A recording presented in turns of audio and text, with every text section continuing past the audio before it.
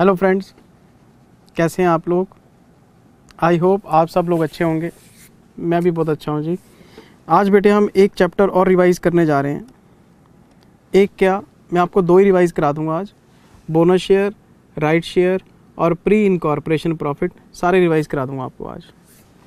तो सबसे पहला काम हमारा है यूनिट 1 और इसमें बेटे हम आज रिवीजन लगाएंगे बोनस शेयर्स की, बोनस इशू। एक बात सारे बच्चों को पता है कि जब हमने ये टॉपिक क्लास में शुरू किया था तो मैंने आपको सेक्शन 63 की रेफरेंस दी थी। Section 63 of companies act 2013, section 63 of companies act 2013। और इस चैप्टर के बेटे दो हिस्से थे बोनस इशू में। एक तो चैप्टर का फर्स्ट पार्ट था बोनस शेयर और दूसरा पार्ट था बोनस कॉल्स। एक था हमारा बोनस शेयर्स और दूसरा पार्ट था हमारा बोनस कॉल्स। और हमने सबसे पहले बोनस शेयर पे चर्चा शुरू करी थी। बोनस शेयर्स क्या हैं? बोनस शेयर्स हैं फ्री शेयर्स। फ्री शेयर्स क्या हैं? कैपिटलाइजेशन ऑफ प्रॉफिट बोलते हैं इसको हम। जब कोई कंपनी अपने एग्जिस्टिंग शेयर होल्डर को बोनस शेयर इशू करती है तो कंपनी पैसे नहीं लेती, company free of cost issue करती। मैंने आपको पूरी बात बताई थी कि कंपनी के पास एक बैलेंस शीट है। प्लीज़ मुझे अनपढ़ मत समझना, मैंने टी फॉर्मेट में बैलेंस शीट बना दी। कंपनी की बैलेंस शीट टी फॉर्मेट में नहीं बनती, मुझे पता है। मैं बार बार बोलता रहता हूँ, वो इसलिए कि बच्चे ये ना सोचे यार ये कौन सी बैलेंस शीट बना रहे हैं सर पुराने ज़माने की। ये सिर्फ कॉन्सेप्ट समझने के काम आती हैं। कंपनी के पास है इक्विटी शेयर कैपिटल, कंपनी के पास है रिजर्व एंड सरप्लस। कंपनी चाहे तो अपने रिजर्व एंड सरप्लस को इक्विटी शेयर कैपिटल में कन्वर्ट कर सकती है। जब कंपनी रिजर्व एंड सरप्लस को इक्विटी शेयर कैपिटल में कन्वर्ट करेगी तो रिजर्व्स कम हो जाएंगे, कैपिटल इंक्रीज हो जाएगी, ओवरऑल टोटल सेम रहेगा आपका। कंपनी की बैलेंस शीट के टोटल भी चेंज नहीं होंगे। कंपनी का जो शेयर होल्डर फंड है वो भी सेम रहेगा, क्योंकि रिजर्व एंड सरप्लस का पैसा इक्विटी शेयर होल्डर का है, इक्विटी शेयर कैपिटल वो भी इक्विटी शेयर होल्डर की है। एक पॉकेट से पैसा निकाल के दूसरी पॉकेट में डाल दिया, क्या फ़र्क पड़ना है? पैसे तो उतने रहेंगे, लेकिन उसका बस फॉर्म बदल गया। पहले ये हमारे पास रिजर्व एंड सरप्लस के नाम से था, अब ये हमारे पास कैपिटल के नाम का है। हम इसको बोलते हैं capitalisation of reserve and surplus. और शेयर होल्डर बोल सकता है आपसे कि भाई रिजर्व का पैसा भी हमारा, कैपिटल का पैसा भी हमारा, तुम हमसे पैसे क्यों डिमांड कर रहे हो? हमारा पैसा अगर हमें दे रहे हो तो उसके बदले में हम आपको कैश थोड़ा ना देंगे। इसलिए कंपनी इसके लिए पैसा डिमांड नहीं कर सकती। ये फ्री इशू है, ये आपका कैपिटलाइजेशन ऑफ प्रॉफिट है, ये एक तरह से गिफ्ट है एग्जिस्टिंग शेयर होल्डर को। गिफ्ट कैसे है? उसके पास जो रिजर्व एंड सरप्लस कंपनी में पड़े थे उसको शेयर बना के दे दिया, उसके नंबर ऑफ शेयर इंक्रीज हो जाएंगे, नंबर ऑफ शेयर इंक्रीज हो जाएंगे। लेकिन मैंने आपको एक बात बताई थी, बोनस शेयर इशू होने के बाद कंपनी का मार्केट प्राइस कम हो जाता है। कैसे? मान लो कंपनी के पास 10,000 शेयर्स हैं, कंपनी ने बोनस इशू कर दिया 1:1, तो इसमें 10,000 शेयर और ऐड हो जाएंगे, तो कंपनी के पास 20,000 शेयर हो जाएंगे। तो कंपनी के पास नेट एसेट्स तो चेंज नहीं हो रही। क्या कंपनी के एसेट्स में कोई बदलाव आया? नहीं। क्या कंपनी की लायबिलिटीज़ में कोई बदलाव आया? नहीं। तो कंपनी के जो नेट एसेट्स हैं, अगर मैं इसको डिवाइड करता हूँ 10,000 शेयर से, अगर कंपनी के नेट एसेट्स को मैं डिवाइड करता हूँ 20,000 शेयर से, तो आफ्टर बोनस इशू वैल्यू पर शेयर, जब हम नेट एसेट्स को डिवाइड करते हैं नंबर ऑफ शेयर से, इसको बोलते हैं इंट्रिंसिक वैल्यू पर शेयर। तो कंपनी की जो वैल्यू पर शेयर है वो अगर मैं 10,000 से डिवाइड करके 20,000 से कंपैरिजन करूंगा तो हाफ हो जाएगी।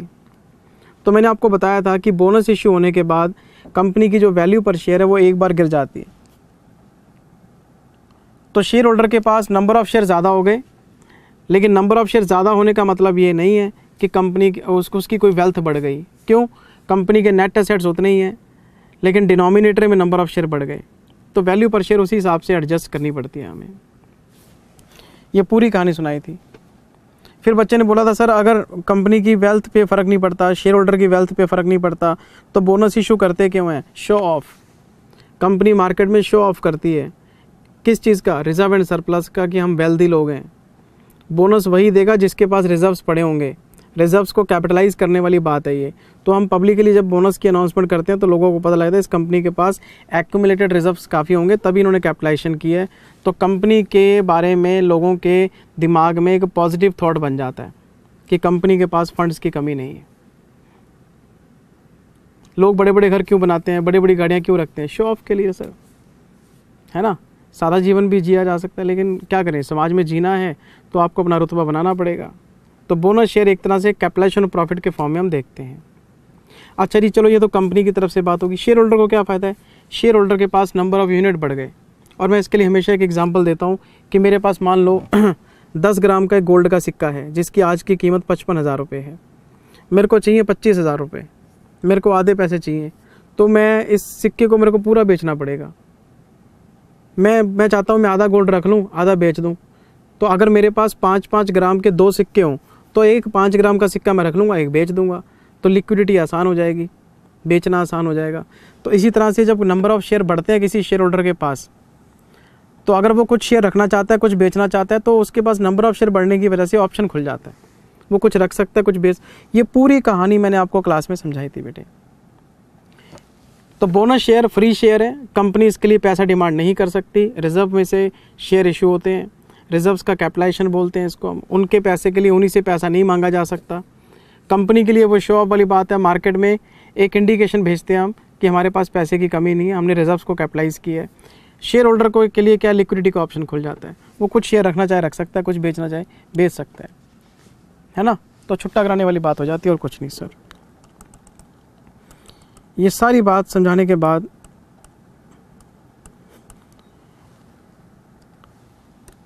फिर हमने ये सारी थ्योरी लिखी थी। ये देखो, ये सारी थ्योरी हमने लिखी थी। As per the provision of section 63 bonus shares are issued by a company out of its reserves. ठीक है जी। These shares are also known as capitalisation of profit. ठीक है जी।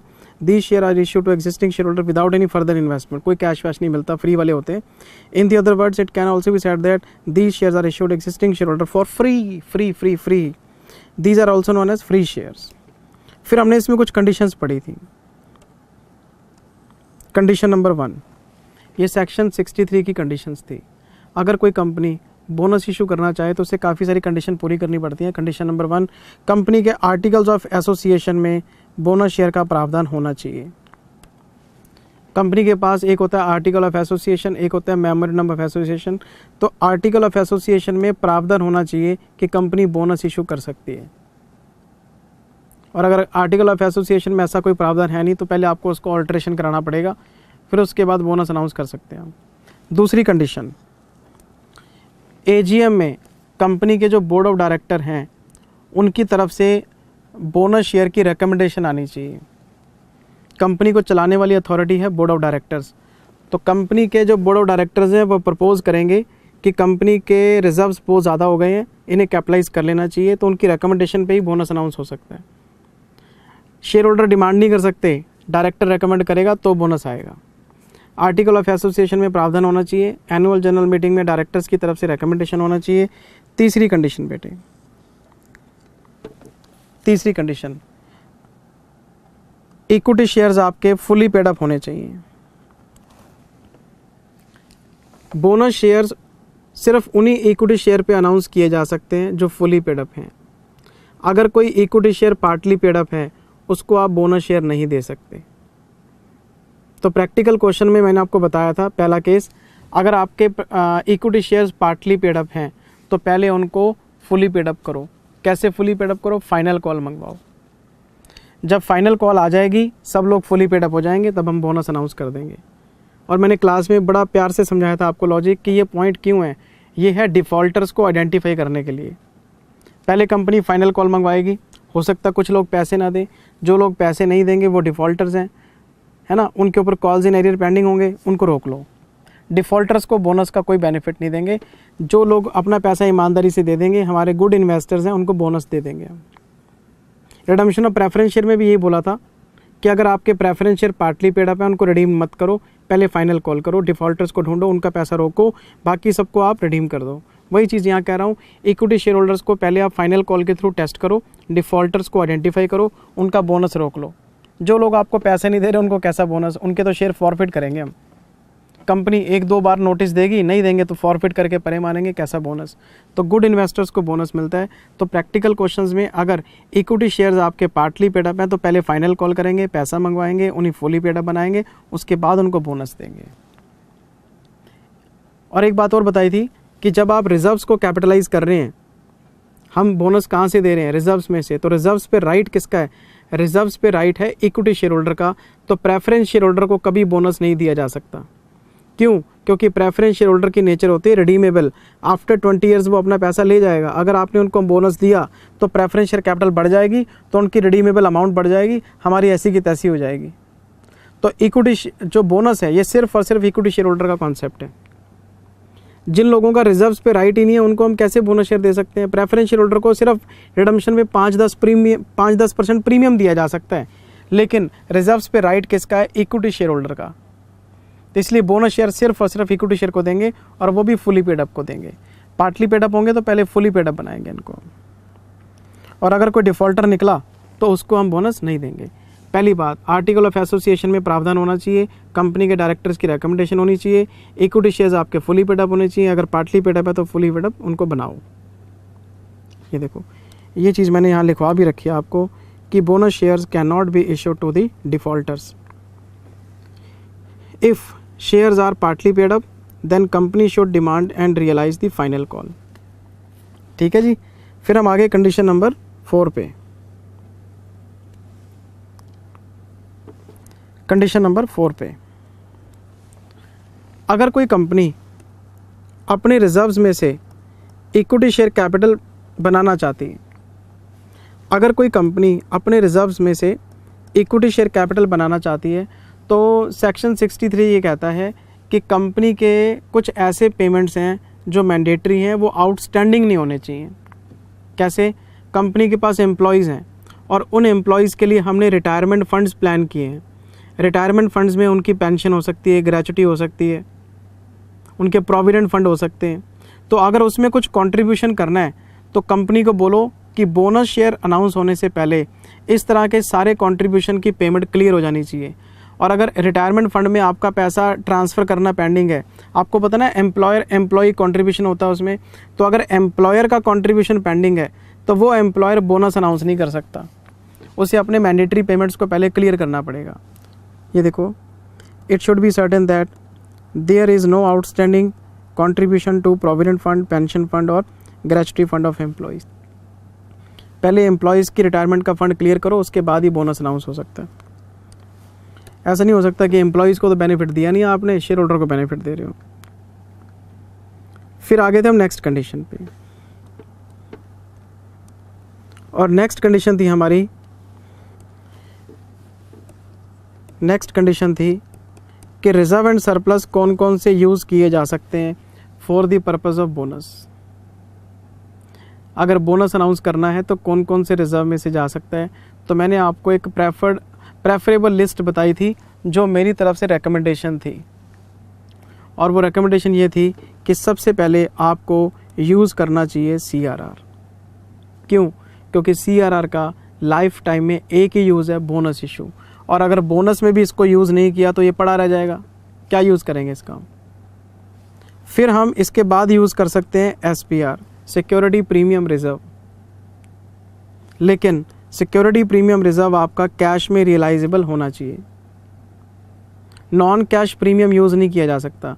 फिर बच्चों को मैं बताता हूँ कि नॉन कैश प्रीमियम कैसे हो सकता है।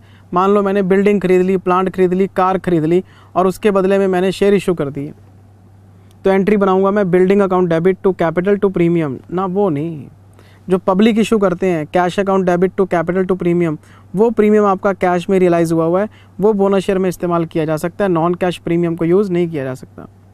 और क्वेश्चन में अगर आपको उसने लिख के बता दिया कि नॉन कैश है, यूज़ मत करना उसे। और फिर हम यूज़ करते हैं फ्री रिजर्व्स। फ्री रिजर्व आपको सबको पता ही है, P&L और GR। इसमें भी GR को पहले यूज़ करना चाहिए, P&L को लास्ट में यूज़ करना चाहिए टू बोनस शेयर्स। बच्चे कई बार पूछ लेते हैं, सर आप लिख देते हो to bonus share, study mat में लिखा हुआ है bonus to share holders, sir क्या लिखें। अरे भैया कहाँ फंस गए इन चीज़ों में, जो लिखना लिखो यार। कंपनीज एक्ट की रिक्वायरमेंट पूरी करना मैंडेटरी है, एंट्रीज में नाम बदले जा सकते हैं। टू बोनस शेयर लिखो, बोनस टू शेयर होल्डर लिखो, आपकी चॉइस है, जो लिखना लिख लो आप। और सेकेंड एंट्री का डालेंगे bonus shares debit to equity share capital, तो नेट इफेक्ट क्या बनेगा, रिजर्व्स टू कैपिटल। पहले CRR यूज़ करो, फिर SPR यूज़ करो, और उसके बाद फ्री रिजर्व यूज़ करो। फ्री रिजर्व में भी GR पहले यूज़ करो, P&L बाद में यूज़ करो। ये एक सजेशन है, ऐसा होना चाहिए लॉजिकली। रिस्ट्रिक्टेड रिजर्व्स को पहले यूज़ करते हैं और फ्री रिजर्व्स को लास्ट में यूज़ करते हैं। बच्चों ने मेरी बात नहीं मानी। इस बार की RTP देख लो, RTP कौन सी, मई 22 की, उसमें बोनस शेयर का क्वेश्चन है। उसमें नोट लिखा हुआ है कि कंपनी को रिस्ट्रिक्टेड रिजर्व को पहले यूज़ करना चाहिए, फ्री रिजर्व को बाद में यूज़ करना चाहिए। देख लो आप, आपकी लेटेस्ट RTP है। लेकिन आप रिजर्व की सीक्वेंस को बदलना चाहते हैं, बदल दें, कोई चक्कर नहीं, लेकिन इसको फॉलो करेंगे तो बढ़िया लगता है बेटे। फिर एक बच्चे ने मेरे से पूछा था कि जिंदल सर, क्या बोनस शेयर सिक्योरिटी प्रीमियम पे इशू हो सकते हैं? क्या बोनस शेयर प्रीमियम पे इशू हो सकते हैं? आप हर क्वेश्चन में bonus share at par issue करते हो। अरे भैया, प्रीमियम को डेबिट करके, प्रीमियम को क्रेडिट करके क्या मिलेगा आपको?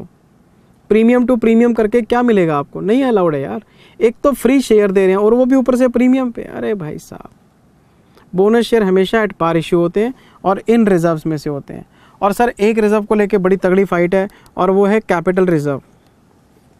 सेक्शन 63 में कहीं नहीं लिखा हुआ कि कैपिटल रिजर्व में से बोनस जा सकता है, लेकिन फिर भी स्टडी मैट में एक आधे क्वेश्चन में कैपिटल रिजर्व का इस्तेमाल किया हुआ है बोनस इशू में, और वो कैपिटल रिजर्व का इस्तेमाल फ्री रिजर्व से पहले कर रहे हैं।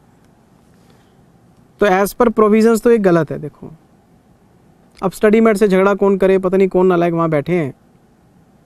और एक एग्जामिनेशन का क्वेश्चन आया था, उसमें कैपिटल रिजर्व दिया हुआ था, वो भी यूज़ किया हुआ था उन्होंने। लेकिन इस पे भी कैश की एक कंडीशन होती है, आपका SPR हो, आपका कैपिटल रिजर्व हो, दोनों कैश में होने चाहिए।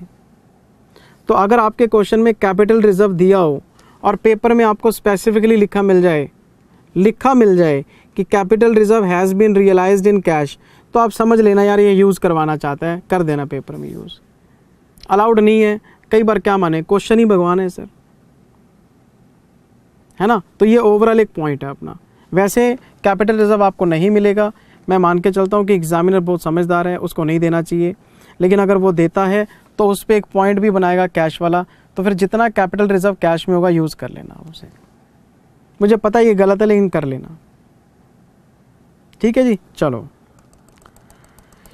ये सारी बातें करने के बाद हमने ये देखो जी, आप पहले CRR, फिर प्रीमियम के ऊपर लगा हुआ है स्टार बनाया हमने, नोट लिखा जी कैश में होना चाहिए, non cash premium can not be used, GR और P&L। फिर एंट्रीज आ गई, और एंट्रीज में क्या लिखा हुआ है, CRR premium GR to bonus share to equity share capital.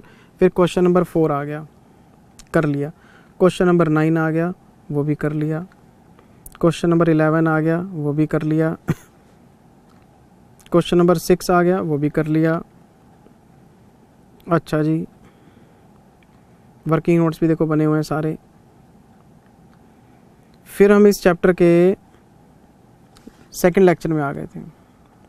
एक लेक्चर ख़त्म हो गया था, ये बोनस शेयर का हमारा सेकंड लेक्चर स्टार्ट हो गया था, और मैंने इसमें SEBI रेगुलेशंस के बारे में आपको बताया था। SEBI रेगुलेशन किस चीज़ पे? SEBI रेगुलेशन थे जी बोनस शेयर्स पे। और आपको सारे बच्चों को पता है कि जो SEBI है ये लिस्टेड कंपनीज़ को कवर करता है, और जो आपका कंपनीज एक्ट है वो सारी कंपनीज़ को कवर करता है। तो कंपनीज एक्ट तो सारी कंपनीज़ पे लगाना है, और जो SEBI की गाइडलाइंस हैं वो लिस्टेड कंपनीज़ पे लगाना है। तो देख लेते हैं कि SEBI एक्स्ट्रा में क्या बोलता है। तो SEBI ने हमें कुछ रेगुलेशंस बताए। ये रेगुलेशन बेटा 200 की नंबरिंग में थे, ये मैंने शायद 92 to 95 बताया था आपको, ये 292 है। हर नंबरिंग में 200 ऐड कर लेना है इसमें।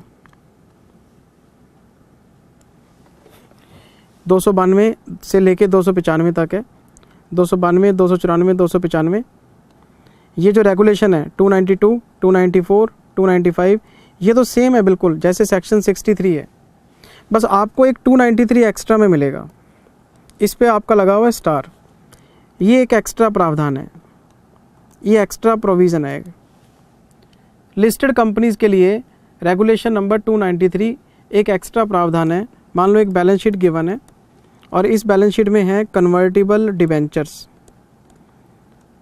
Convertible preference share capital, equity share capital, reserve and surplus.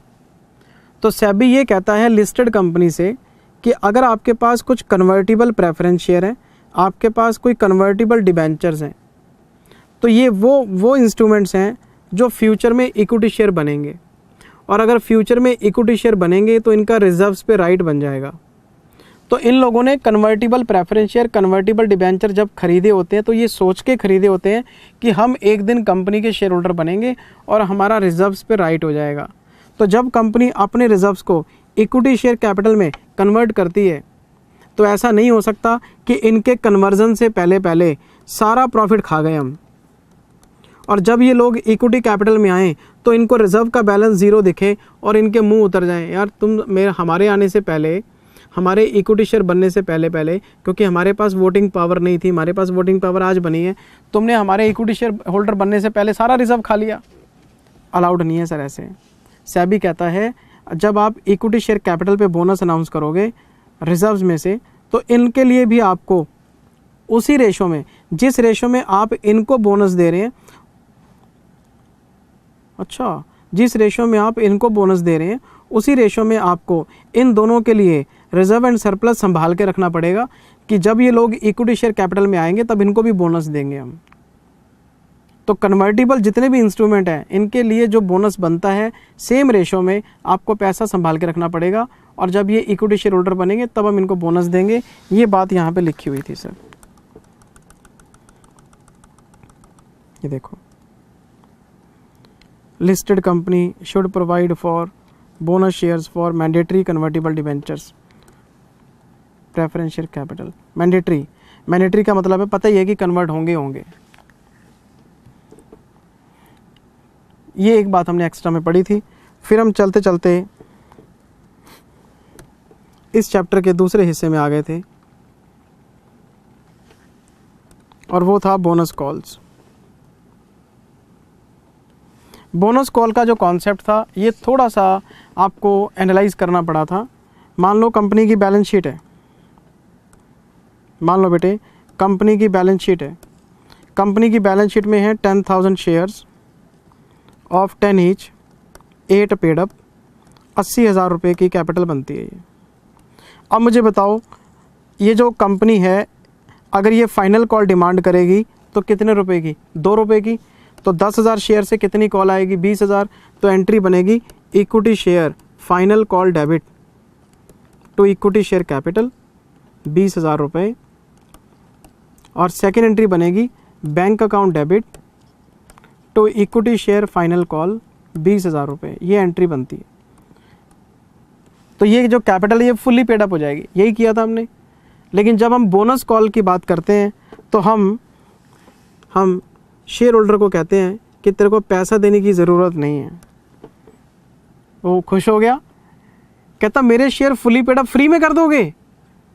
Company कहती जा ऐश कर, तेरे शेयर फ्री में फुली पेड अप हो जाएंगे, और हम इसको बोलते हैं बोनस कॉल। जब कोई partly paid up share fully paid up में कन्वर्ट हो जाता है, और वो भी बिना किसी इन्वेस्टमेंट के। पार्टली पेड अप शेयर थे, फाइनल कॉल पेंडिंग थी, कंपनी ने वो फाइनल कॉल के पैसे छोड़ दिए। तो पहली एंट्री तो सेम है, लेकिन यहाँ पे हम बैंक अकाउंट डेबिट करने की बजाय बोनस कॉल को डेबिट कर देते हैं। अब ये बोनस कॉल हमने डेबिट किया तो इसको राइट ऑफ करना पड़ेगा, तो हम एंट्री पास करेंगे free reserves debit to bonus calls. और फ्री रिजर्व में आपको पता है पहले GR यूज़ होगा फिर P&L यूज़ होगा। तो आप अपने फ्री रिजर्व में से बोनस कॉल को आप राइट ऑफ कर लो। तो एक तरह से आपने अपने शेयर होल्डर के partly paid up share by way of bonus call fully paid up बना दिए हैं। लेकिन मैंने आपको एक बात यहाँ समझाई थी कि 2 रिजर्व्स का इस्तेमाल वर्जित है। 2 ऐसे रिजर्व्स हैं जिनका इस्तेमाल बोनस कॉल में नहीं किया जा सकता। नंबर 1 CRR नहीं कर सकते, नंबर 2 SPR नहीं कर सकते, कैपिटल रिजर्व नहीं कर सकते। कैपिटल रिजर्व तो वैसे भी नहीं होना चाहिए। ये लो मैं कॉन्सेप्ट की बात कर रहा हूँ आपके साथ। गलती से भी CRR एंड SPR इनका यूज़ मत करना बेटे। CRR SPR इनका यूज़ मत करना।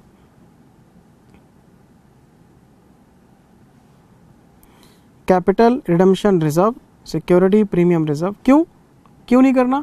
क्योंकि CRR और SPR इनके रिस्पेक्टिव सेक्शंस में लिखा हुआ है कि CRR और SPR का यूज़ सिर्फ और सिर्फ CRR SPR का यूज़ सिर्फ और सिर्फ CRR और SPR का यूज़ सिर्फ और सिर्फ बोनस शेयर के लिए किया जा सकता है, बोनस कॉल के लिए नहीं। अच्छा, इनका यूज़ सिर्फ और सिर्फ बोनस शेयर के लिए किया जा सकता है, वहाँ पे बोनस कॉल मेंशन नहीं है, इसलिए आप CRR और SPR का यूज़ ना करें। अगर किसी क्वेश्चन में आपको बोल दे कि पार्टली पेड अप शेयर्स को फुली पेड अप बना दो, तो घंटी बज जानी चाहिए कि बोनस कॉल की बात कर रहे हैं, तो आपके फ्री रिजर्व में से आपको बोनस कॉल देनी है। ये पैसा आपने खुद कमाया है, GRPL कंपनी खुद कमाती है, तो अपनी कमाई में से आपने पैसे दे दिए तो ठीक है, ये बोनस कॉल का। फिर एक बच्चे को मैंने बताया था कि बोनस कॉल एक तरह से कैश बेनिफिट है। जब हमने किसी से 2 रुपये लेने हो और हम ले सकते हैं एज़ पर लॉ और हम उसको छोड़ रहे हैं, तो एक तरह से हम उसको कैश बेनिफिट दे रहे हैं। कैश बेनिफिट देने का मतलब एक तरह से डिविडेंड दे दिया आपने, तो डिविडेंड का पेमेंट आपको फ्री रिजर्व में से, इसलिए फ्री रिजर्व का यूज़ इसमें अलाउड है कि एक तरह से ये डिविडेंड पेमेंट जा रही है, तो इसलिए फ्री रिजर्व का पैसा यूज़ हो रहा है। यहाँ पे आपको CRR पेपर में मत लिखा ना कि ये डिविडेंड होता है, मैं समझाने वाली बात है, लॉजिक बता रहा हूँ आपको। कैश बेनिफिट दे रहे हैं हम, ये सारी बात मैंने बताई थी सर इसमें आपको। अच्छा, ये देखो, under bonus calls partly paid up shares are converted into fully paid up without receiving any amount means for free में। It can also be said that we are providing cash benefit to our equity shareholder. अच्छा, company these benefits out of its P&L and GR. The following journal entries are to be recorded as follows: GR P&L debit to bonus call, पहली entry, bonus call to equity share final call, equity share final to equity share capital, 3 entries बनती है। Entries की sequence आगे पीछे की जा सकती है। ये हमने सबसे पहले बोनस कॉल को प्रोवाइड कर लिया, फिर हमने फाइनल कॉल कर ली और फिर फाइनल कॉल के साथ इसको सेट ऑफ कर दिया, और फिर मैंने आपको क्वेश्चन नंबर 10 कराया था।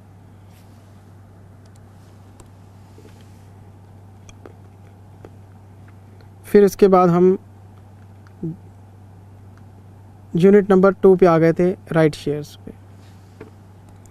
इस चैप्टर के 2 यूनिट्स थे। Unit number 1 accounting for bonus, bonus share, bonus call.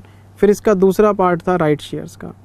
लेकिन बच्चे मेरे से बहुत बार पूछ चुके हैं, मैं पिछले यूनिट में वापस आ गया, मैं एक बार पिछले यूनिट में वापस आ गया। बच्चों ने मेरे से बहुत बार पूछा कि जिंदल सर हमें ना ऑथराइज्ड कैपिटल निकालने में बड़ी दिक्कत होती है सर ये वाला फंडा भी बता दो। तो मैं इसको भी रिवाइज़ करा रहा हूँ। मान लो बैलेंस शीट में मेरे पास 10,000 शेयर्स ऑफ 10 ईच, ये ऑथराइज्ड कैपिटल पड़ी है। फिर मेरे पास 8,000 शेयर्स ऑफ 10, ये इशूड कैपिटल पड़ी है। तो ऑथराइज्ड के हिसाब से मैं 2,000 शेयर्स अभी और इशू कर सकता हूँ। कंपनी ने कर दिया बोनस अनाउंस। कैसे बोनस अनाउंस किया? कंपनी ने बोनस अनाउंस कर दिया 1:2, 1 शेयर फॉर 2 शेयर। तो कंपनी ने 8,000 शेयर लिए, इस पे 1/2 लगाया, 4,000 शेयर बनते हैं। जब ये 4,000 शेयर इसमें जुड़ेंगे तो ये बन जाएंगे 12,000 शेयर।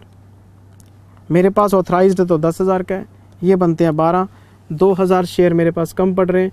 तो आपको अपनी ऑथराइज्ड कैपिटल इंक्रीज़ करनी पड़ेगी। अब अगला मुद्दा ये है कि कितने से, तो बेस्ट तरीका बता रहा हूँ, जितनी ज़रूरत है उतना ऑथराइज बढ़ा लिया करो।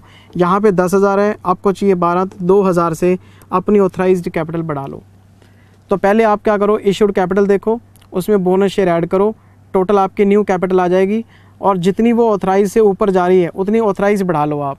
और पेपर में एक नोट लिख के आ जाओ कि we have assumed that company has increased its authorised capital with the permission of company law board. ख़त्म होगी बात। या जिससे भी परमिशन लेनी होती है वो आपके लॉ के टीचर ने आपको बताया होगा। मैं तो एंट्री मारने वाला टीचर हूँ सर, बस ख़त्म हो गई बात। फिर हम आगे थे राइट शेयर्स में। वैसे तो ये छोटा सा यूनिट था और इसमें हमने वैल्यू ऑफ राइट निकालना सीखा था। वैल्यू ऑफ राइट कैसे निकालते हैं? मैंने सबसे पहले तो राइट शेयर का मीनिंग बताया था आपको। मान लो एक कंपनी है एक्स लिमिटेड, ये इस कंपनी की बैलेंस शीट दे रखी है आपको, 10,000 शेयर्स हैं। अब कंपनी क्या करना चाहती है, न्यू इशू करना चाहती है। न्यू इशू का मतलब कंपनी सेकंड इशू में है, इसको बोल देते हैं फर्दर इशू। कंपनी 2 बार इशू कर चुकी है, कंपनी तीसरी बार इशू कर रही है तो भी फर्दर इशू बोलेंगे। कंपनी दूसरी बार इशू करे, तीसरी बार करे, चौथी बार करे, फर्स्ट टाइम जब इशू आता है तो हम इसको बोलते हैं आईपीओ, इनिशियल पब्लिक ऑफर। उसके बाद सारे फर्दर इशू होते हैं। तो जैसे ही कोई कंपनी फर्दर इशू में आएगी, इस कंपनी के ऊपर कंपनीज एक्ट का डंडा चलेगा। कंपनीज एक्ट कहता है पब्लिक में मत करो इशू। ये जो आपके एग्जिस्टिंग शेयर होल्डर हैं, इनसे पूछो आप, पहले ये शेयर इनको ऑफर करो। यानी कोई भी फर्दर इशू मार्केट में जाने से पहले एग्जिस्टिंग शेयर होल्डर के पास आएगा, ये इनका राइट है, इसलिए हम इसको राइट इशू कह देते हैं। और आमतौर पे right issue existing market price से सस्ता होता है सर। अगर एग्जिस्टिंग मार्केट प्राइस 120 का है तो इनको 80 रुपये के आसपास ऑफर करते हैं हम, 30-40 रुपये का अंतर रखते हैं। और मैंने पूरी कहानी बताई थी कि राइट शेयर क्यों सस्ते होते हैं, रीज़न भी बताया था कि अगर कोई कंपनी मान लो मार्केट में जाती है तो मार्केट प्राइस है 120, तो कंपनी को अगर 120 में शेयर बेचना भी पड़ा तो पैसे 120 मिलेंगे नहीं, कंपनी की बहुत सारी फ्लोटेशन कॉस्ट हो जाती है, under writing commission, advertisement cost, stamp duty, 50 तरह के खर्चे हैं इशू में। तो सब कट कटा के नेट प्रोसीड तो आपको कम ही मिलना है।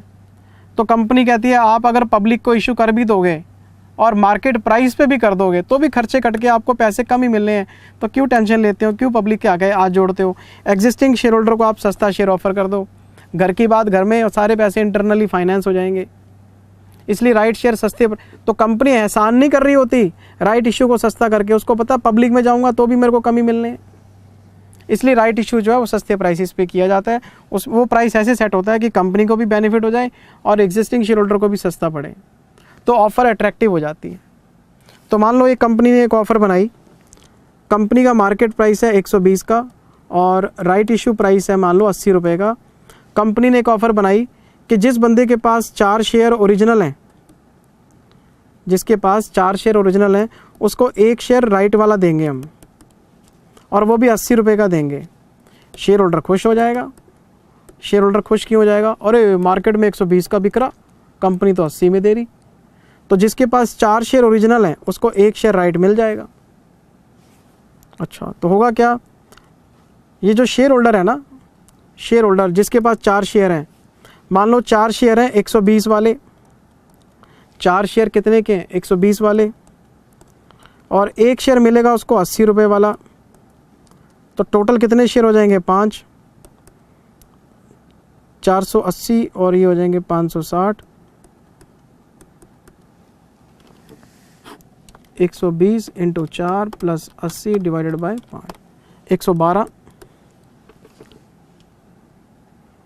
तो जो एग्जिस्टिंग शेयर होल्डर है वो दिमाग लगा रहा है, अरे 112 रुपये की एवरेज आ रही है, 120 रुपये वाले 4 शेयर हैं उसके पास।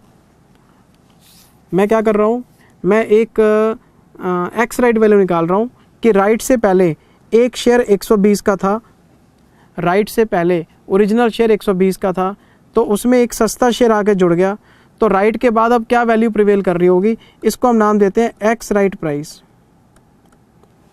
तो हम इसमें क्या करते हैं, एवरेज कर लेते हैं। राइट से पहले जो महंगे शेयर हैं उसमें एक सस्ता शेयर जोड़ देते हैं और पोस्ट राइट एक एवरेज प्राइस निकाल लेते हैं। तो शेयर होल्डर को पता लग जाता है कि पहले उसको 120 रुपये का एक शेयर पड़ रहा था। भाई मेरे पास अगर कोई शेयर है मैं बोलूँगा ना 120 रुपये का शेयर था मेरे पास, उसकी कीमत 120 है, तो मेरे पास 4 शेयर 120 के हैं, 1 शेयर 80 का आ गया, तो मेरी एवरेज 112 पड़ गई। तो 120 वाला अगर 112 में आ गया तो 8 रुपये है वैल्यू ऑफ राइट। तो ये वैल्यू ऑफ राइट क्यों निकालते हैं, ये वैल्यू ऑफ राइट इसलिए निकालते हैं कि अगर ये शेयर होल्डर चाहे तो जो ऑफ़र इसके पास आई है ये अपने बिहाफ पे किसी और को भी दिलवा सकता है। अच्छा, मतलब मार्केट में चल रहा है 120 का, कंपनी दे रही है 80 में, 40 रुपये का बेनिफिट है। तो मैंने वैल्यू ऑफ राइट निकाल लिया, मेरे पास पैसे हैं नहीं, तो मैंने अपने भाई को बोला, भाई मेरे पास सस्ती ऑफ़र आई है, मेरे बिहाफ पे तू ले ले, 120 की चीज़ें 80 में मिल रही है, तू ले ले, लेकिन 8 रुपये लूँगा उसमें मैं। तो फिर भी उसको सस्ती पड़ेगी, 8 रुपये वो मेरे को दे देगा और 80 रुपये कंपनी को देगा, तो भी उसको 88 में पड़ेगा। तो वैल्यू ऑफ राइट हम इसलिए निकालते हैं ताकि सामने वाले से अपना बेनिफिट दूसरे के नाम पे ट्रांसफ़र करने के पैसे ले सकें हम। ये इम्पैक्ट ऑफ राइट है सर आपका। ये पूरी वर्किंग हमने बनाई थी और इसका क्वेश्चन भी किया था हमने। अगर मैं आपको राइट शेयर्स की बात बताऊं तो ये देखो, है तो फर्दर इशू ना, एंट्री तो न्यू इशू की यही पास होनी है। कंपनी की बुक्स में एक ही एंट्री पास होती है, bank account debit to capital to premium. Right issue हो, फर्दर इशू हो, IPO है तो इशू ऑफ शेयर ही, एंट्री तो इशू ऑफ शेयर की पास करेंगे।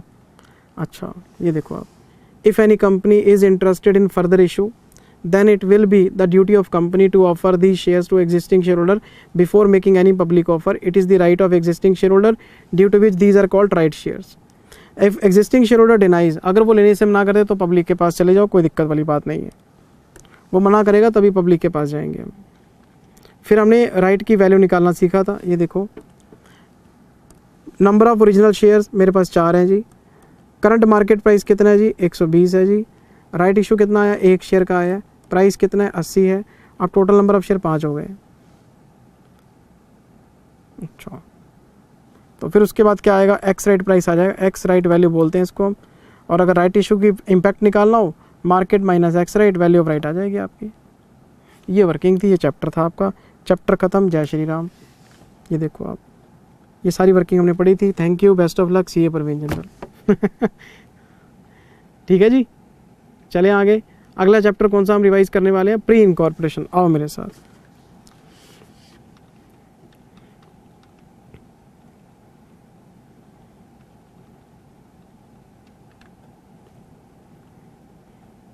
लो जी, अगला चैप्टर हम रिवाइज करेंगे, प्री इनकॉर्पोरेशन प्रॉफिट्स।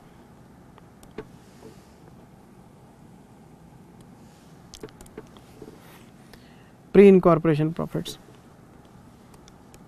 ये पूरा चैप्टर 3 डेट्स पे चलता है।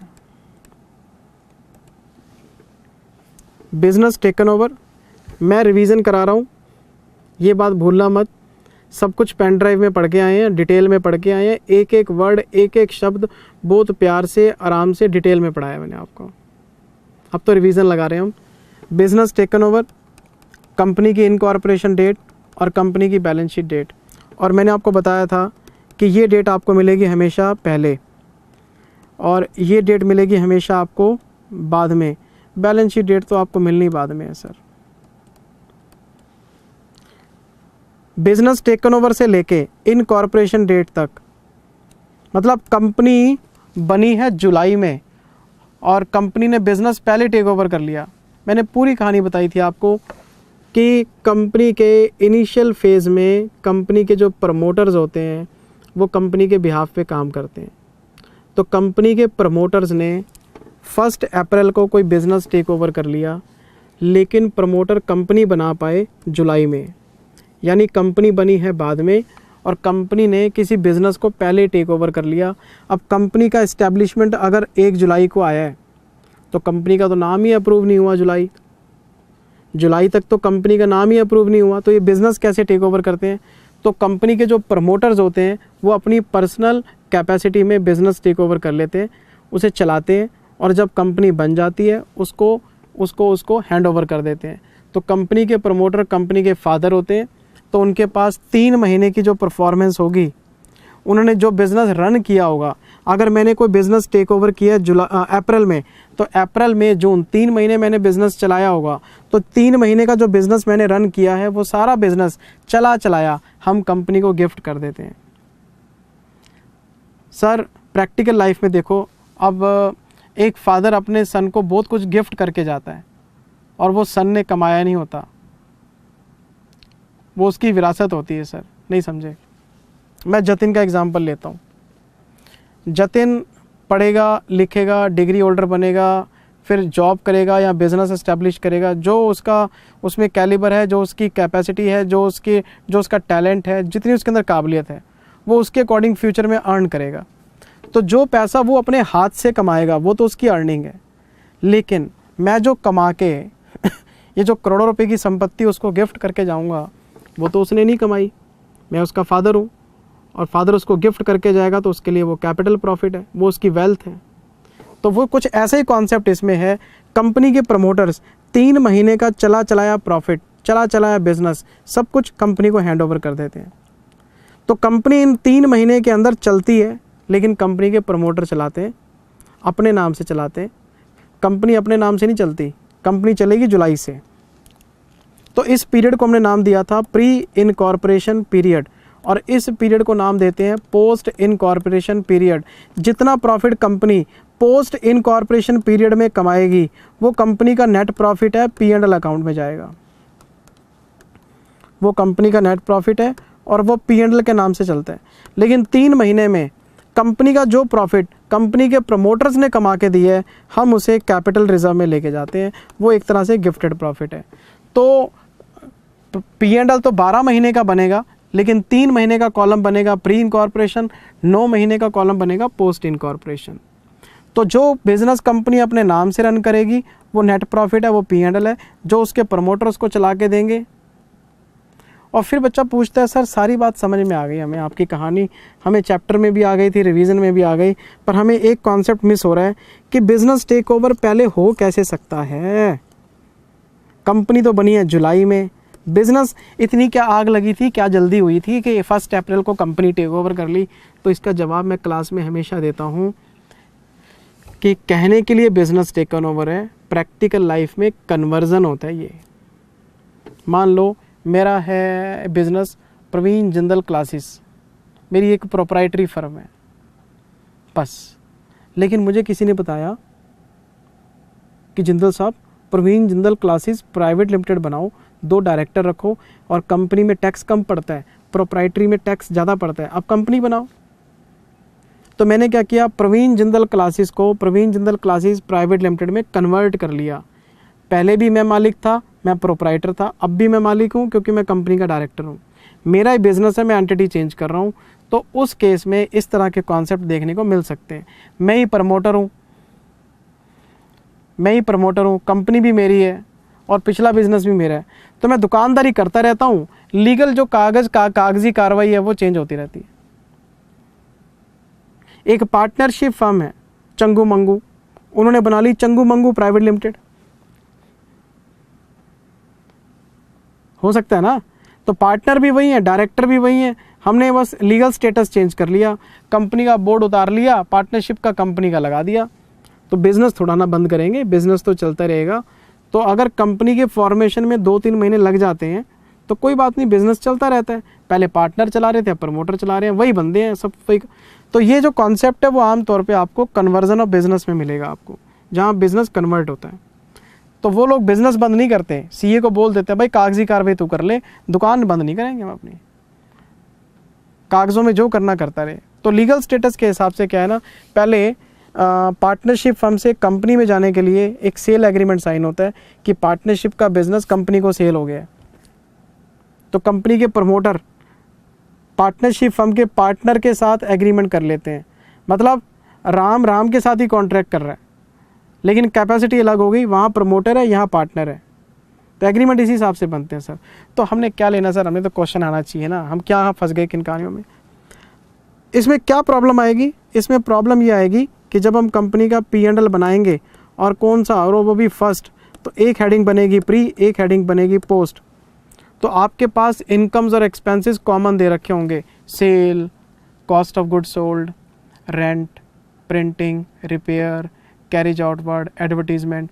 आपको काफ़ी सारे खर्चे कॉमन दे देगा और आपको बोलेगा प्री और पोस्ट इसमें अपोर्शन करो, एलोकेशन करो। तो मैंने आपको काफ़ी सारी चीज़ों को बांटना बताया था। फॉर एग्ज़ाम्पल, आप अपना पहला P&L बना रहे हैं और आपको कॉन्सेप्ट मिल गया ये वाला, ये कॉन्सेप्ट मिल गया, तो पेपर में सबसे पहले डेट्स लिखा करो। इससे पता लग जाता है कि कितने महीने आपके प्री में और कितने महीने आपके पोस्ट में। और इसको हमने नाम दिया था टाइम रेशियो का। क्या नाम दिया था इसको हमने? टाइम रेशियो का। समझ में आएगी बात? हाँ जी, आ गई सर। तो सबसे पहले क्वेश्चन में आपको डेट्स ढूंढने होते हैं, फिर आपको मंथ्स लिखने होते हैं, फिर वहाँ से टाइम रेशियो बन जाती है। अब हम P&L का फॉर्मेट स्टार्ट करेंगे। तो P&L में सबसे पहले लिखेंगे gross profit, sale minus COGS gross profit. बताओ किस रेशो में बांटें? सर ग्रॉस प्रॉफिट तो सेल्स पे कमाते हैं, तो GP को आपने हमेशा बांटना है सेल्स रेशो में। तो जिंदल सर सेल्स रेशो कैसे पता लगेगी? क्वेश्चन बताएगा प्री में कितनी सेल हुई और पोस्ट में कितनी सेल हुई, क्वेश्चन बताएगा। तो जितनी जितनी आपको सेल दे रखी होगी वो सेल्स रेशो बना लेंगे हम। तो ग्रॉस प्रॉफिट को हमेशा बांटना है सेल्स रेशो में। फिर हम इसमें से खर्चे माइनस करेंगे। तो सबसे पहले आपको मिलेंगे सेलिंग एक्सपेंसेस। कौन से selling expenses? Advertisement, salesman commission, carriage outward, bad debts, discount allowed. जितने खर्चे आपको लगे कि सेल के ऊपर एलोकेट होते हैं, सेल से रिलेटेड हैं, वो सारे सेलिंग एक्सपेंस हैं। तो सारे सेलिंग एक्सपेंसेस को आप सेल्स रेशो में बांट दो। दूसरा फिर आपको मिलेगा कंपनी के एक्सपेंस। सेलिंग एक्सपेंसेस को बांटने के बाद फिर कुछ खर्चे ऐसे होंगे जो सिर्फ कंपनी ही कर सकती है। डिबेंचर इंटरेस्ट, डिबेंचर कौन इशू कर सकता है? प्रमोटर तो नहीं कर सकता, कंपनी कर सकती है। डायरेक्टर रेम्यूनरेशन, कंपनी के preliminary expenses, underwriting commission return of. अच्छा, तो जितने भी कंपनी के खर्चे हैं इसमें कोई डिस्प्यूट नहीं है, ये सिर्फ और सिर्फ पोस्ट में जाने चाहिए। क्यों? प्री में तो कंपनी है ही नहीं, तो कंपनी का कोई भी खर्चा प्री में हो ही नहीं सकता। जब डिबेंचर इशू नहीं हो सकते प्री में, तो डिबेंचर का ब्याज कैसे आ सकता है? डायरेक्टर अपॉइंट नहीं हुए प्री में, प्रमोटर होते हैं। अच्छा हाँ, कंपनी बनी है जुलाई में, तो कंपनी के खर्चे तो जुलाई के बाद ही होंगे। तो जो खर्चा आपको कंपनी से रिलेटेड लगे,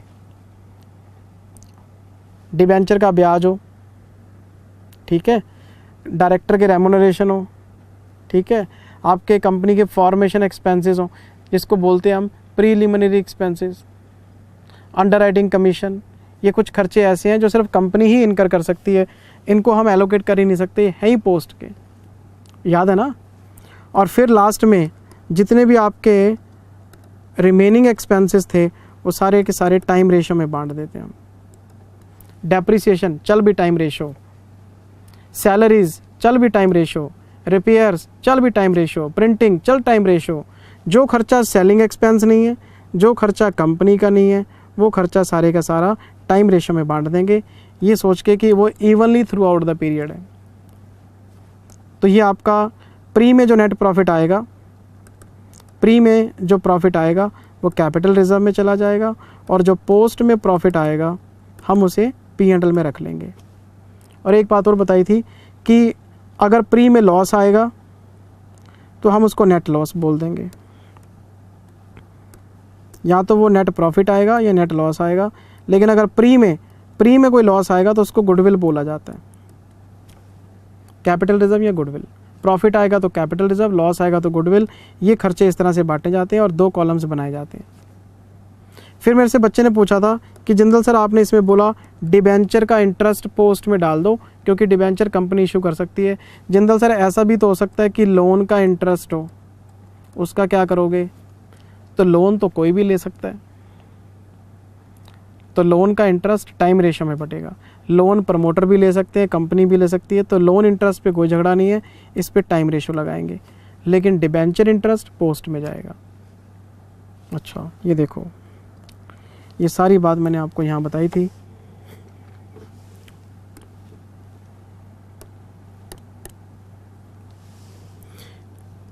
As per the provisions, it may be possible that company takes over a business on a prior date. Company ने बिजनेस पहले to its incorporation, कंपनी ने पहले टेक ओवर कर लिया। In the given case, the difference between date of business taken over and date of incorporation will be recognized as pre-incorporation. Business taken over से incorporation date तक pre है और यहाँ से लेके बैलेंस शीट तक पोस्ट है। ये बात मैं आपको बता चुका।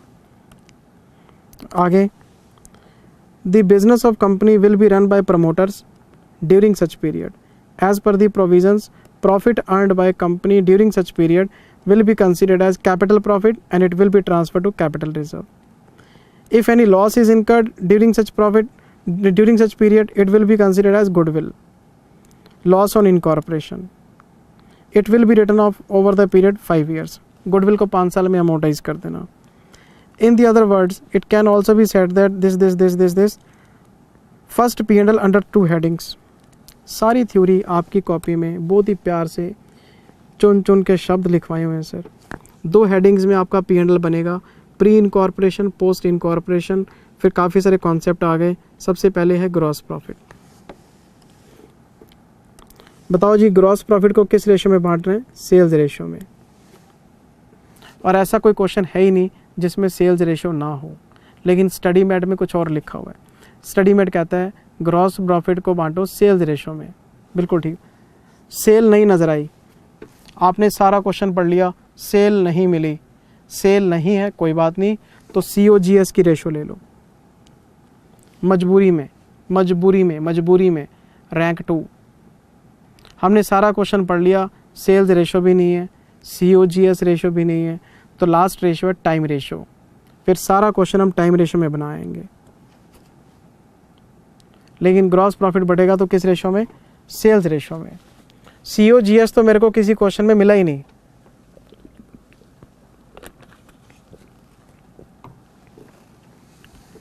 COGS तो मुझे किसी क्वेश्चन में मिला ही नहीं, सीधी सी बात है। हाँ, टाइम रेशो का एक क्वेश्चन है कि सेल्स रेशो नहीं मिला तो टाइम रेशो, फिर आपका प्रॉफिट, आपके खर्चे सब evenly through out the period time ratio लगा के बांट दिया था हमने उसमें। सेलिंग एक्सपेंसेस वेरिएबल, तो ये बात तो पक्की है ना कि वेरिएबल तो होनी चाहिए। जिंदल सर अगर ये फिक्स्ड हो गए तो फिक्स्ड होंगे तो टाइम रेशो में। सैलरीज फिक्स्ड है मंथली बेसिस पे तो टाइम रेशो, डेप्रिसिएशन फिक्स्ड है टाइम रेशो। तो ये जितने भी सेलिंग एक्सपेंसेस की बात हो रही है, पक्की बात है वेरिएबल ही होते हैं ये। कौन कौन से? एडवर्टीजमेंट हो गया, बैड डेट्स हो गया, कैरीज आउटवर्ड हो गया, डिस्काउंट हो गया, कमीशन हो गया, सब सेल्स रेशो में। लेकिन क्वेश्चन ये कहता है फिक्स्ड एक्सपेंसेस इफ़ गिवन, अगर क्वेश्चन लिख दे कि आपके सेलिंग एक्सपेंसेस है लेकिन फिक्स्ड है, तो फिर आपको टाइम रेशो लेना चाहिए। फिक्स्ड में तो टाइम रेशो लेते हैं, वेरिएबल में तो आपको पता है सेल्स रेशो ले सकते हैं। फिर आगे कॉर्पोरेट एक्सपेंसेस। कॉर्पोरेट एक्सपेंसेस का मतलब कंपनी के एक्सपेंसेस सिर्फ पोस्ट में जाएंगे। These expenses can be incurred by company only, so we should consider these expenses under post incorporation period only. These expenses may be in the form of director fees, director remuneration, preliminary expenses, underwriting commission। जो चीज़ें मैं आपको बता के आया हूँ वही चीज़ें हैं सब सर। डिस्काउंट ऑन डिवेंचर, अच्छा,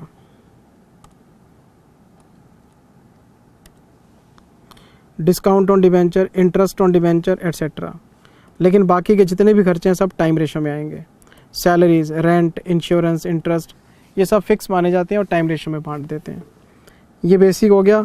फिर मैंने आपको काफ़ी सारे एडिशनल एक्सपेंसेस, एडिशनल पॉइंट बताए थे क्वेश्चन नंबर 8 के बाद। सेकंड लेक्चर आ गया।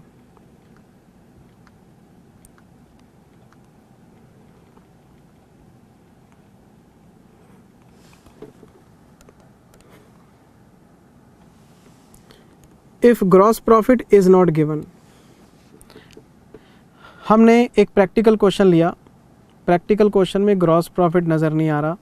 जब ग्रॉस प्रॉफिट ही नज़र नहीं आ रहा तो उसको सेल्स रेशो में कैसे बांट सकते हैं हम? हमने सारा क्वेश्चन पढ़ा लेकिन हमें कुछ इन्फॉर्मेशन मिल गई जिसका इस्तेमाल करके आप ग्रॉस प्रॉफिट निकाल सकते हैं। सेल, COGS, डायरेक्ट एक्सपेंसेस और ओपनिंग स्टॉक, क्लोजिंग स्टॉक। तो कोई बात नहीं, एक वर्किंग नोट बना लो और उस वर्किंग नोट में क्या करेंगे, पहले हम सेल लिखेंगे, फिर उसमें से COGS माइनस करेंगे, opening stock plus purchase minus closing stock, direct expenses add करेंगे और GP निकाल लेंगे। और जब GP आ जाएगा तो इस पर सेल्स रेशो लगा देंगे हम। ग्रॉस प्रॉफिट दे रखा है तो बहुत बढ़िया, ग्रॉस प्रॉफिट नहीं दे रखा तो वर्किंग नोट बना के, लेकिन ये सारी इंफॉर्मेशन क्वेश्चन में होनी चाहिए। दे रखी होगी सर, नहीं तो क्वेश्चन कैसे होगा। अच्छा, फिर हमने इस कॉन्सेप्ट के ऊपर क्वेश्चन किया होगा, मैं आगे चेक कराता हूँ।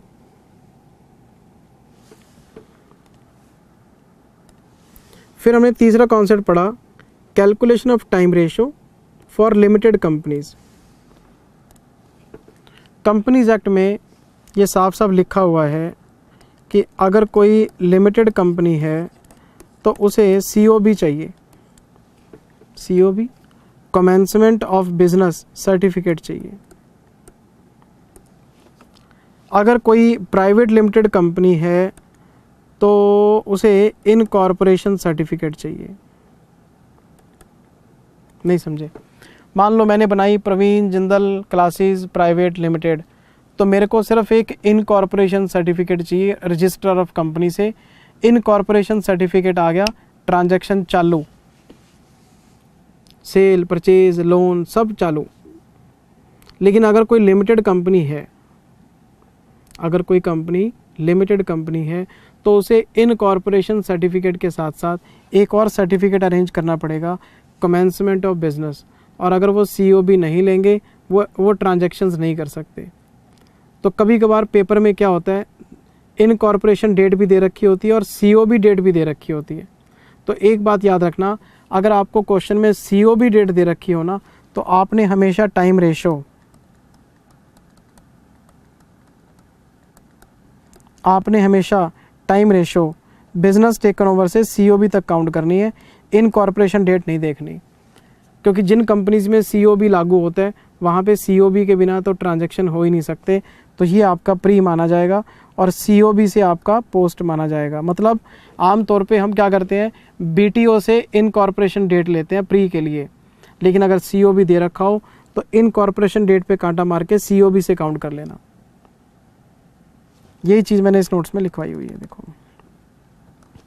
टाइम रेशो निकालने का तरीका चेंज हो जाएगा। अगर कोई प्राइवेट लिमिटेड कंपनी है तो टाइम रेशो ऐसे निकलेगी, और अगर कोई लिमिटेड कंपनी है तो टाइम रेशो ऐसे निकलेगी। जिंदल सर हमें कैसे पता लगेगा पेपर में कि प्राइवेट लिमिटेड कंपनी है कि लिमिटेड कंपनी है? तो सीधी सीधी बात, क्वेश्चन देख लिया करो। अगर क्वेश्चन में कहीं भी COB दे रखा है तो COB का मतलब ही ये है कि इसको यूज़ करो। और अगर COB नहीं है, कंपनी कोई भी हो, हमने क्या लेना है, जब COB है ही नहीं, इनकॉर्पोरेशन डेट से सारा क्वेश्चन बना दो।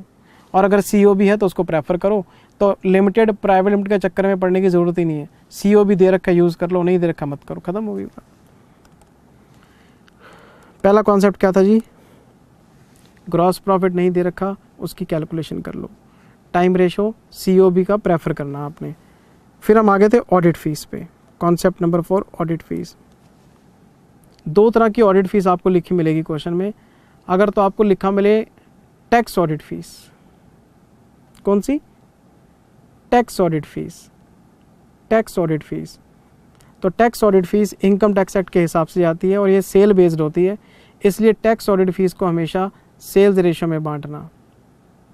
अच्छा, और अगर सिंपली लिखा है ऑडिट फीस तो ऑडिट करवाना कंपनी के लिए मैंडेटरी है, तो उठा के पोस्ट में मारना उसे, हम इसे कॉर्पोरेट एक्सपेंस मान लेंगे।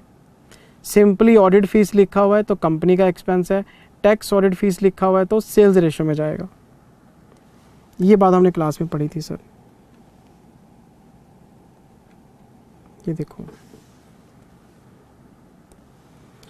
अगर नॉर्मल ऑडिट फीस है तो आप इसे पोस्ट इनकॉर्पोरेशन पीरियड में ले जाओ, और अगर टैक्स ऑडिट फीस है तो आप इसे सेल्स रेशियो में बांट दो, क्योंकि टैक्स ऑडिट फीस का क्राइटेरिया सेल बेस्ड होता है हमारा।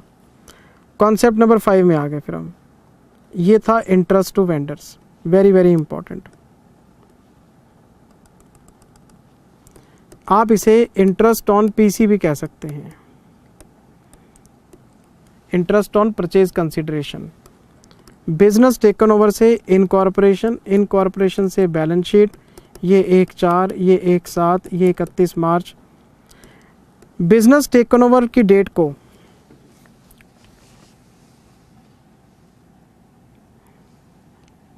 बिजनेस टेकन ओवर की डेट को चाहे आपने प्रोप्राइटरी बिजनेस टेक ओवर की है, आपने चाहे पार्टनरशिप बिजनेस टेक ओवर की है, तो आपका परचेज कंसीडरेशन ड्यू हो जाएगा। मैंने आपको बताया था कि पार्टनर आगे जाके डायरेक्टर बन जाते हैं, पार्टनर आगे जाके शेयर होल्डर बन जाते हैं कंपनी के। तो पार्टनरशिप फर्म में उनकी पार्टनर कैपिटल होती है, तो कंपनी में जाके वो शेयर कैपिटल होल्ड करेंगे, तो तरीके से शिफ्ट होता है सारा कुछ। तो कंपनी क्या करती है, बिजनेस टेकन ओवर के बदले में, ये जो कंपनी ने बिजनेस टेक ओवर दिखाया है पार्टनरशिप फर्म का, तो पार्टनर्स को शेयर देने पड़ेंगे। तो जितना उनका पार्टनर्स कैपिटल का बैलेंस बनता है उसका अगर हम टोटल लगा लें तो वो एक तरह से परचेज कंसीडरेशन है जिसकी पेमेंट कंपनी शेयर में कर देती है। तो इनके कैपिटल अकाउंट क्लोज हो जाते हैं और वहाँ पे उनके जो हैं शेयर कैपिटल के अकाउंट खुल जाते हैं और वो शेयर होल्डर बन जाते हैं। वो सारी बात ठीक है। मेरा मुद्दा ये है कि बिज़नेस टेक ओवर हो गया 1/4 को, कंपनी बनी है 1/7 को, लेकिन कंपनी के पास इस 3 महीने का प्रॉफिट भी आ गया जिसको प्री बोल के ये कैपिटल रिजर्व में ले गए। तो ये जो बिज़नेस टेक ओवर हुआ है इसके जो ऑनर्स हैं, जिनको आप पार्टनर्स बोल रहे हो बार बार, और पार्टनर्स को कह रहे हो तेरे को शेयर दे देंगे, शेयर दे देंगे, वो कहता है शेयर तो तुम दे दोगे, बिज़नेस तो तुमने मेरा 1/4 को ही ले लिया। प्रमोटर ने चलाया, कंपनी ने चलाया, किसी ने चलाया, मेरा बिज़नेस तो 1/4 को चला गया। तुम्हारी कंपनी बनी है जुलाई में, कंपनी तुम्हारी बन रही है जुलाई में, तो ये जो 3 महीने हैं मेरे को तो कुछ मिला ही नहीं भाई। जिस दिन मैंने बिज़नेस बेच दिया आपको, मेरे को तो पेमेंट उसी दिन करनी चाहिए थी आपको। आप कह रहे हो जुलाई में पेमेंट करेंगे, कंपनी बनेगी, आपको शेयर देंगे, सारी बात ठीक है, 3 महीने का ब्याज दो। जो पैसे मेरे बनते हैं वो तुम्हारा इशू है भी। तुमने 3 महीने का प्रॉफिट लिया, कंपनी में डाल लिया, कंपनी बन गई जुलाई में, फिर तुम मेरे को पेमेंट करने आ गए। तो जो 3 महीने का हमारा पीसी आउटस्टैंडिंग है उस पर तो मैंने आपको बताया था कि कभी कभार प्रैक्टिकल क्वेश्चन में लिखा होता है कि कंपनी बिजनेस के वेंडर्स को, जिनसे बिजनेस खरीदा है, उनका जो पैसा आउटस्टैंडिंग है बिजनेस टेकन ओवर की डेट से, उस पर ब्याज देती है। तो आपने सबसे पहले ये देखना है बीटीओ, फिर आपने देखनी है पेमेंट डेट, पेमेंट डेट, और इस पीरियड के लिए आपको इंटरेस्ट ऑन पीसी देना पड़ेगा। मान लो बिजनेस टेक ओवर हुआ 1/4 को और पेमेंट हुई है 1/8 को। अच्छा, तो अप्रैल, मई, जून, जुलाई 4 महीने का ब्याज देना पड़ेगा आपको। तो पीसी लेंगे, इंटरेस्ट का रेट लेंगे और 4/12 करेंगे, ब्याज आ गया। अब इस 4 महीने के ब्याज को प्री पोस्ट में बांटना पड़ेगा आपको। तो पहले प्री में लिखो, अप्रैल, मई, जून 3 महीने प्री में, 1 महीना पोस्ट में। तो 3 महीने डिले कर दिया आपने प्री में, 1 महीने का डिले कर दिया पोस्ट में, तो इसकी रेशो बनेगी 3:1, स्पेसिफिक रेशो बनेगी। तो इसके लिए करना क्या होता है, बिजनेस टेकन ओवर की डेट से पेमेंट डेट तक जाओ, पहले टोटल डिले निकाल लो, उसका ब्याज निकाल लो, और फिर आप ये चेक करो कितना डिले प्री में और कितना पोस्ट में है, रेशो बना लो। हाँ सर बताया था आपने। सर नहीं बताया तो था ही बेटे, तभी तो कॉपी पे लिखा हुआ है। बताओ, नहीं बताया होता तो कॉपी पे कैसे आता। एक एक चीज़ कॉन्सेप्ट वाइज आपको बताई हुई है, देखो आप। और ये सिर्फ इंटर में नहीं बेटे, मैं फाइनल में भी ऐसे ही पढ़ाता हूँ। मेरे को तो पढ़ने वाला बच्चा चाहिए, फाइनल का बच्चा पढ़ता नहीं है। मेरी बात का बुरा मत मानना आप। इंटर में हो ना, अभी जोश है आपके अंदर, सेकंड ग्रुप में भी जोश रहता है, फाइनल में आते ही पता नहीं बच्चे का मेंटालिटी कैसे चेंज हो जाता है। वो पढ़ना ही नहीं चाहता, वो कहता है शॉर्टकट बताओ, शॉर्टकट बताओ। इतना बुरा हाल है सीए फाइनल में, मैं आपको बता नहीं सकता। बच्चा पढ़ना क्यों नहीं चाहता। बच्चा अगर डायरेक्ट टैक्स और एफआर नहीं पढ़ेगा तो क्या प्रैक्टिस में किया जाएगा, क्या जॉब में जाएगा। सर आपका कोर्स ना 350 घंटे का एफआर का, आप हमें 150 घंटे का बताओ। अच्छा मैं पूछता हूँ बेटे पढ़ने का टाइम, नहीं सर मैं बड़ा बिजी हूँ, मेरे पास टाइम ना है पढ़ने का। शॉर्टकट ढूंढते हैं बच्चे, स्किप करते हैं चीज़ों को। प्लीज़ आप लोग ऐसा मत करना। जिस ईमानदारी के साथ आपने फाउंडेशन क्लियर किया, इंटर भी क्लियर करेंगे, उसी ईमानदारी के साथ फाइनल पास आउट करना। जिस बच्चे के पास जितनी नॉलेज होगी, पेशेंस होगी, समझदारी होगी, उस बच्चे की ग्रोथ प्रोफेशन के अंदर निश्चित है। मैं तो कह के चला जाऊंगा, 1-2 साल पढ़ाऊंगा, फिर छोड़ दूंगा पढ़ाना, रिटायरमेंट ले लूँगा, लेकिन मेरी बातें याद रखना। जिस बच्चे ने इस प्रोफेशन को टाइम दिया है, ईमानदारी से पढ़ाई की है, चीज़ों को सीखा है, रैंक इम्पॉर्टेंट नहीं है, मैं पहले बता देता हूँ, नॉलेज इम्पॉर्टेंट है। नॉलेज लेके निकलोगे ना, डिग्री 2-4 साल में कहीं ना कहीं पहुँच जाओगे। और अगर मारोगे शॉर्टकट, बस पास होना है, बस पास होना है, बस पास होना है, डिग्री ले ली, बाद में क्या करोगे डिग्री का। सीए तो काम ही नॉलेज से चलता है यार, और नॉलेज के लिए ग्रोथ चाहिए। तो प्लीज़ अपनी जड़ें मजबूत करो। मैं कहता रहता हूँ, मेरे को लोग बुरा मान जाते हैं मेरी बात का, आप बुरा मत मानना, आपके फ़ायदे के लिए बच्चे बोलता हूँ। अभी आप कच्ची मिट्टी हो, अभी इंटर में हो, प्लीज़ पढ़ के जाना सारी चीज़ों को। रास्ता कठिन है लेकिन मुश्किल नहीं है सर, नामुमकिन नहीं है, रास्ता कठिन है। लेकिन एक बात मैं बता देता हूँ, अगर आप चीज़ों को पढ़ के जाएंगे, समझ के जाएंगे, लाइफ में बहुत तरक्की करेंगे। ये समाज, ये दुनिया नॉलेजेबल बंदे की वैल्यू करती है, और डिग्री होल्डर बहुत है इंडिया में, उसकी कोई कमी नहीं है। BTO incorporation, date of payment, ये प्री में और ये पोस्ट में, सिंपल सा फंडा था। ये क्वेश्चन नंबर 7 दे रखा है सर मैंने आपको।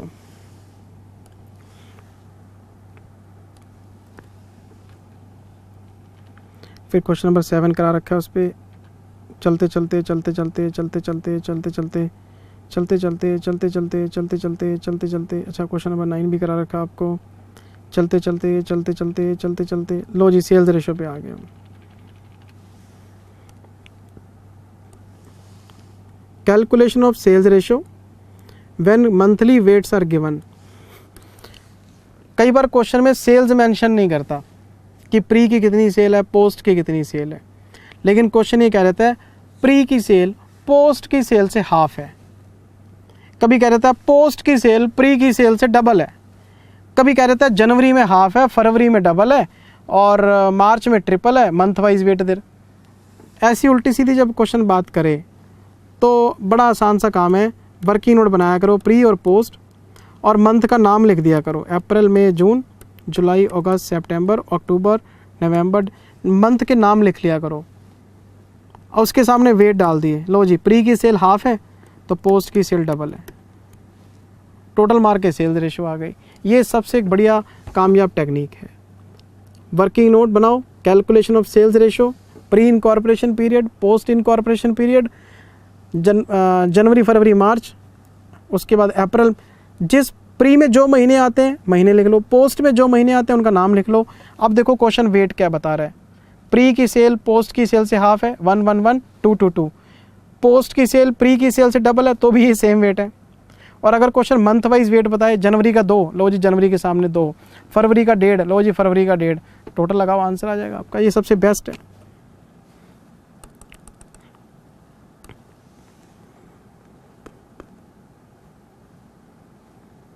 अच्छा सर, ये शॉर्टकट क्या है? ये शॉर्टकट जब क्वेश्चन में आपको बोले जनवरी का 2, फरवरी का 3, मार्च का 1.5, अप्रैल का 1, मंथ वाइज वेट दे रखे होते हैं, फिर तो वो लिस्ट कामयाब है। और अगर क्वेश्चन कह दे प्री की सेल हाफ है तो प्री के number of months low into 1, बार बार 1 लिखने की क्या ज़रूरत है। पोस्ट के number of months low into 2, बार बार 2 2 लिखने की क्या ज़रूरत है। ये आपकी चॉइस है। अगर वेट्स कॉमन है तो शॉर्टकट लगा सकते हो, वेट्स कॉमन नहीं है तो आपको लिस्ट बनानी चाहिए। इतनी सी बात समझा रहा है। पर मैं आपको बोलूँगा कि पेपर में हमेशा जो है आप ना मंथ की लिस्ट बना के एक एक करके 1 1 1 1 2 2 2 2 2, ये प्रेजेंटेशन बेस्ट रहता है सर, कभी गलती नहीं होती इसमें। अच्छा, ये हमारा क्वेश्चन नंबर 10 था। अच्छा जी, फिर क्वेश्चन नंबर 13 भी करा रखा आपको। फिर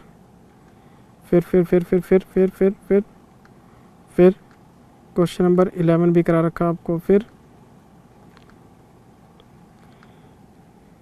क्वेश्चन ही चल रहे हैं, कॉन्सेप्ट नहीं आया कोई भी। फिर क्वेश्चन नंबर 14 कराया आपको। फिर क्वेश्चन नंबर 16। इतने सारे क्वेश्चन करा रखे हैं मैंने। अच्छा, फिर हम लेक्चर नंबर 4 पे आ गए। प्री इनकॉर्पोरेशन का चौथा लेक्चर आ गया। क्वेश्चन नंबर 12 कराया आपको। अच्छा, वर्किंग नोट बना के दिए सारे आपको। फिर 15 कराया। फिर होमवर्क दे दिया आपको। बस ख़त्म हो गया सर, फिर आय परचेज शुरू हो गया था। ठीक है, ये सर हमारा चैप्टर था। और इस चैप्टर के जो डाउट सेशन के वीडियोज़ हैं, मैंने कुछ चैप्टर के कॉमन डाउट के वीडियो बना के दे रखे हैं। तो प्री इनकॉर्पोरेशन का भी एक डाउट वीडियो दे रखा है।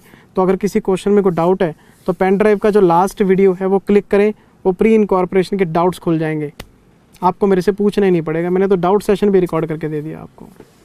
ठीक है जी, bonus share, right share, pre incorporation तीनों हो गए। Thank you very much. आज मेरी स्पीड बढ़ गई हो गई। हाँ, अब मैं भी खिलाड़ी हो गया सर। 2-3 चैप्टर में मैं खिलाड़ी बन गया, आपने मुझे बना दिया। आज मुझे खुद लग रहा है कि मैंने काम खींच दिया आपका। आपको अगले वीडियो में थोड़ा सा और स्पीड पे मिलूंगा आपको, और फटाफट से रिवीजन करा दूंगा सारी। Thank you very much, take care, bye bye, love you all, God bless you all, bye bye.